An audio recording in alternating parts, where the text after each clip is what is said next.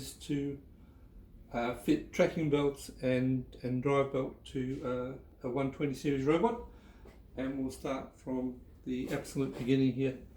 We're going to start with our compression spring and insert it into the drive shaft, and we'll just put a little bit of grease on that in order to do that.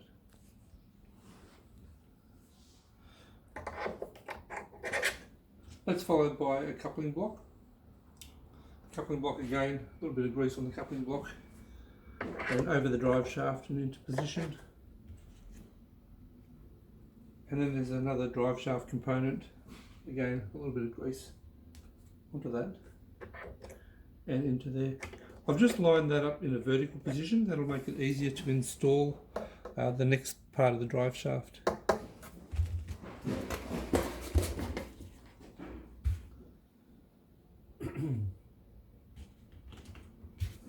So the next thing we need to get is the flange and the actual drive shaft itself. There's two sides to this. This one's going to engage into our drive shaft. We need to cover that with a flange. We'll then put a tracking belt over the top of it. You'll see there's an inside and outside. We'll go over the inside one.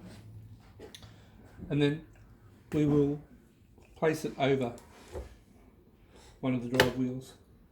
And then we'll insert the drive shaft into the front. Just make sure that it's locked into position so that it's engaging the motor. The second belt goes over the other side, going on the outside of the drive shaft, around the drive wheel on the outside. So they're on opposite sides. And the important thing here is that it doesn't matter if they're on the inside or the outside, so long as they match the opposite side of the robot. So on this side we've got it on the inside. If you come over here, we're also on the inside track. At the other end, we're on the outside. So at this end, the robot's on the outside. Yep. At the other end, they're on the inside. And there. Then we get our drive belt, and our drive belt has got some grooves on the inside. So it's got 3 lines on the inside. It always faces the robot, so not like that. The grooves, the lines face the inside, and that goes over the top.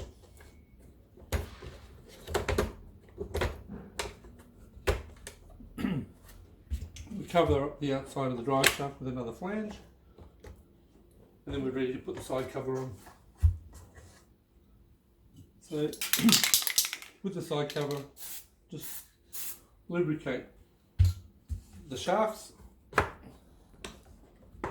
within position, trying to make sure that you're still connected to the drive mechanism. There's a piece of sponge or polystyrene inside here. Make sure that it stays in there. It's not for packing purposes. It helps with the buoyancy and the buoyancy that's required for the robot. We'll just line up the holes, being sure that we don't catch any of our belts around these pins. Yep. And just slide it on. We also want to make sure that our bottom part of the cover fits inside there on both sides, like that, nice and snug. And underneath here, you'll see that the side cover is pressing nicely against the side of the robot. So we don't want to see any gaps down here. We want it to be nice and tight. And then it's fitted correctly. Then we simply put the 6 bolts in on the outside.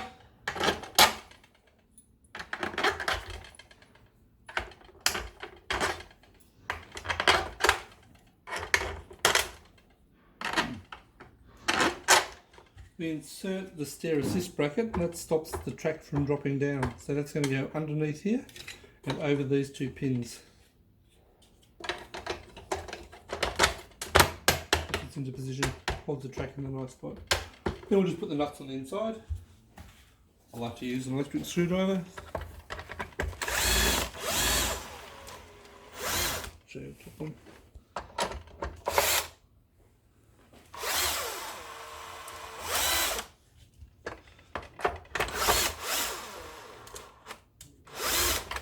Do the same on the other side.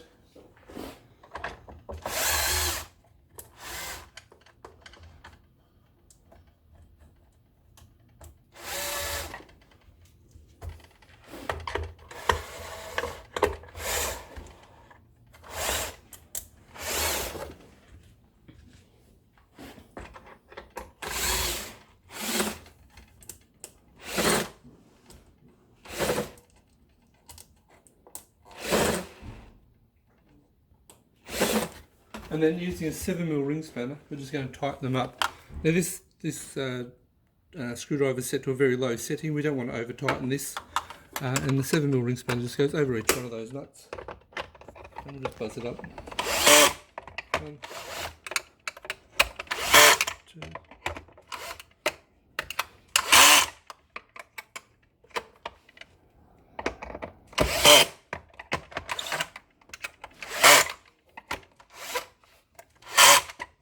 That's it. Last thing we'll do is put the water net over the top of the motor box. Snap that into position. Then you're ready for the base plate to go on.